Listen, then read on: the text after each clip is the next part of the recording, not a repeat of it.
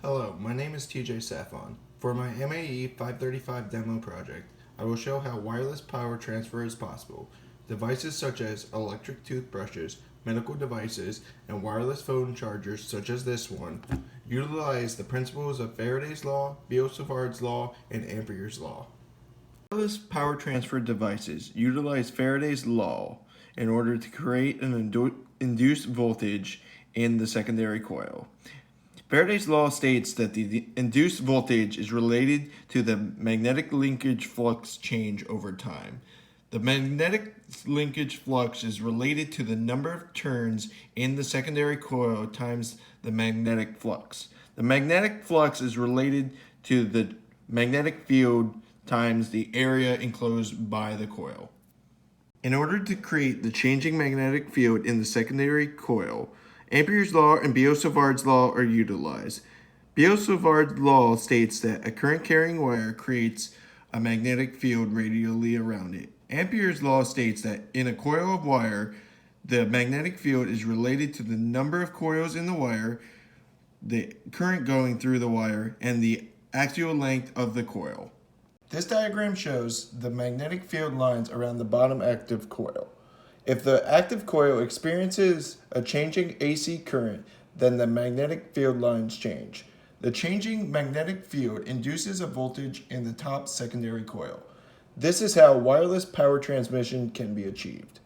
For my demonstration, I create the active coil with 22 gauge wire wrapped around a 4.5 inch diameter pipe with 200 turns. This is connected to a doorbell 8-volt AC power transformer, which is also connected to a 4 ohm 100 watt resistor in order to get enough current to create a changing magnetic field.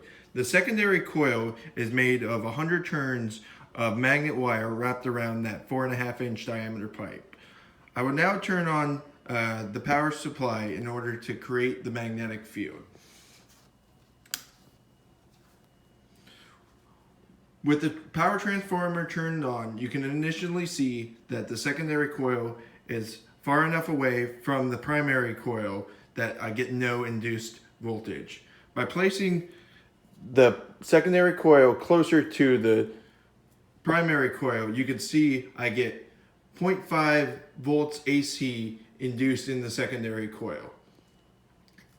As you can see, the secondary coil is concentric with the primary coil, producing the most amount of voltage in the secondary coil. If I turn the secondary coil, you can see the voltage induced drops because the magnetic field is no longer perpendicular to the wire.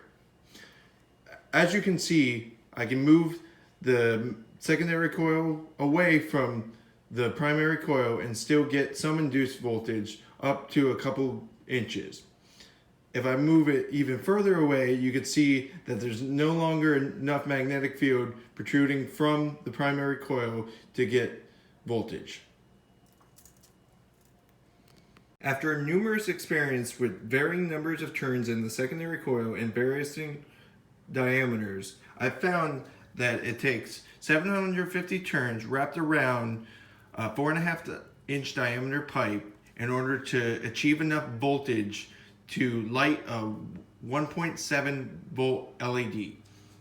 I will now demonstrate this now. I will turn on the power supply, and as you can see, currently the secondary coil is no longer in range of the magnetic field.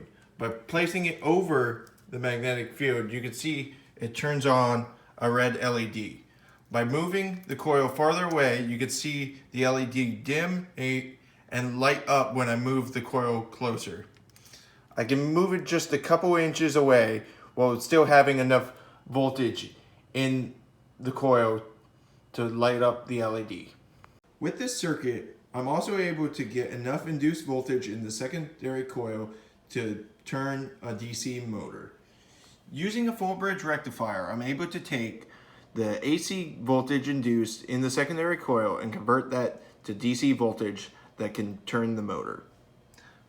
I will now take the leads from the LED and hook it to the full bridge rectifier.